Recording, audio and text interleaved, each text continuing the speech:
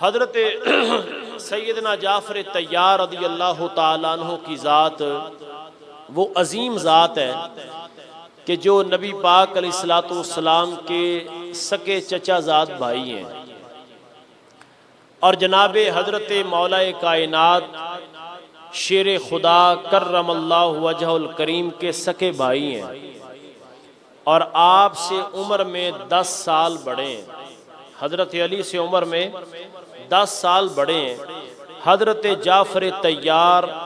رضی اللہ تعالیٰ عنہ کی ذات۔ اللہ تعالیٰ نے آپ کو وہ شان بھی عطا فرمائی کہ جو سب سے پہلی ہجرت حبشہ ہوئی ہے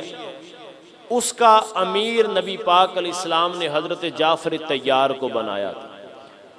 جب مشرکین مکہ نے تکلیفیں اور اذیتیں اور تنگ کرنے کی انتہا کر دی تو حضرت جعفر طیار اور دیگر صحابہ نے، جن میں حضرت عثمان غنی بھی شامل تھے، عرض کی کہ محبوبہ اگر آپ کی اجازت ہو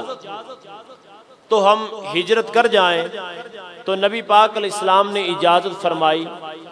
تو حضرت جعفر طیار کی قیادت میں اسلام کی جو پہلی ہجرت ہوئی ہے اس کو ہجرت حبشہ کہا جاتا ہے۔ حبشہ کے لوگ اپنے بادشاہ کو نجاشی کہا کرتے تھے، جیسے مصر والے فرعون کہا کرتے تھے، اور موجودہ دور میں بادشاہت ہے، بادشاہ ہے یا وزیر ہیں یا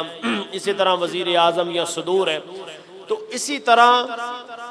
جو حبشہ کے لوگ تھے وہ اپنے سربراہ کو نجاشی کہتے تھے۔ نبی پاک علیہ الصلوۃ والسلام نے فرمایا کہ تمہیں اجازت ہے، کیونکہ میں نے یہ سن رکھا ہے کہ جو حبشہ کا بادشاہ نجاشی ہے وہ ایک عادل حکمران ہے، تو لہٰذا تم ہجرت کر جاؤ۔ 80 صحابہ کو لے کر کے حضرت جعفر طیار جو تھے وہ حبشہ کی طرف ہجرت کر گئے۔ اب جب حبشہ کی طرف چلے گئے تو جو مشرکین مکہ تھے ان کے دل میں یہ بات پیدا ہو گئی کہ بھئی اب یہ تو وہاں سکون سے رہیں گے، اطمینان سے رہیں گے، اب ان کو وہاں کوئی تنگ کرنے والا نہیں۔ تو اسی طرح مشرکین مکہ نے ایک گروہ بنایا، اور گروہ بنا کے وہ اس گروہ کو لے کر کے گئے کہ بھئی ہم اس سے بات کرتے ہیں کہ یہ تو باغی لوگ ہیں،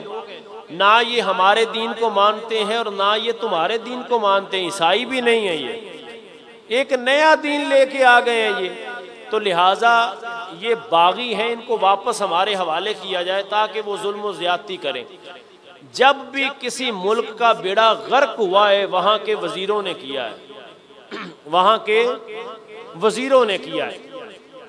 نجاشی بادشاہ کے جتنے بھی وزراء تھے نا وہ سارے ان یہودیوں نے جو مشرکین مکہ تھے انہوں نے خرید لیے۔ وہ کیسے کہ 2-4 دن پہلے جا کے ان کو قیمتی تحفے اور تحائف دیے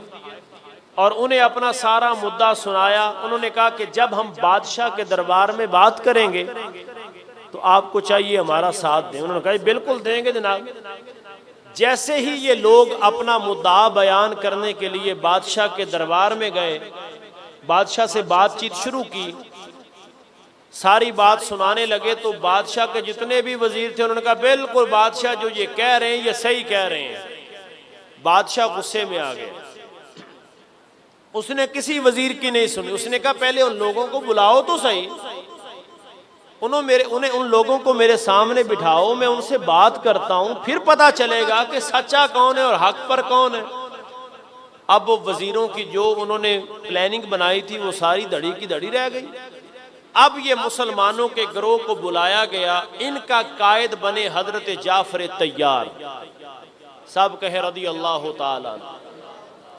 حضرت جعفر طیار ان کے لیڈر بنے، اور حضرت جعفر طیار کی قیادت میں یہ پہلا وقت تھا جب حضرت جعفر طیار کو بادشاہ کے ساتھ گفتگو کرنے کا موقع ملا، اور اسی کی خواہش حضرت جعفر طیار چاہتے تھے کہ مجھے کبھی بادشاہ کے سامنے بٹھایا جائے اور ہم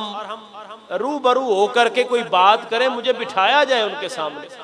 حضرت جعفر طیار نے کہا بسم اللہ الرحمن الرحیم، اپنی ساری گفتگو کی، کہا ہم وہ لوگ ہیں جو ایک پانی کی بوند پہ لڑنے والے تھے، ہم میں سے وہ لوگ موجود ہیں جو بتوں کی پوجا کرنے والے تھے، ہمیں وحدہ لا شریک کا محمد الرسول اللہ نے بتایا ہے، سرکار کی شان کو بیان کی، عظمتیں بیان کی۔ نجاشی بادشاہ کے دل پہ اثر ہوا، اس نے کہا بھی آپ کے نبی جو ہیں اگر وہ نبی ہیں تو ان پر کتاب بھی نازل ہوئی ہے، اس کتاب میں سے کچھ آیات پڑھ کے سنائیں، قرآن عظیم الشان سے کچھ پڑھ کے سنائیں۔ تو حضرت جعفر طیار نے قرآن کی وہ آیات پڑھی جو حضرت مریم کی شان میں نازل ہوئی، سورہ مریم کی آیات پڑھی۔ جب سورہ مریم کی آیات پڑھی تو نجاشی بادشاہ کی آنکھوں میں آنسو آ گئے، اور آنسو آئے اور چہرے پر آ گئے۔ اس نے زمین سے تنکا اٹھایا، اس نے تنکا اٹھا کے کہا میں اللہ کی قسم کھا کے کہتا ہوں جس کے قبضہ قدرت میں میری جان ہے، حضرت جعفر طیار نے جو بیان کیا ہے اس تنکے کے برابر بھی اس میں کوئی شک اور شبے کی گنجائش نہیں، وہ سارا حق اور سچ ہے۔ اور جس ذات کی یہ ہمیں دعوت دے رہے ہیں، جس محمد عربی صلی اللہ علیہ وسلم کا ہمیں پتہ دے رہے ہیں، جو شان یہ بیان کر رہے ہیں، یہ تو ہماری کتابوں میں بھی موجود ہے، اور یہ حضرت عیسیٰ نے بتائی ہے کہ میرے بعد ایک شان والا نبی آنے والا ہے۔ اس نے کہا اگر مجھے امور سلطنت کی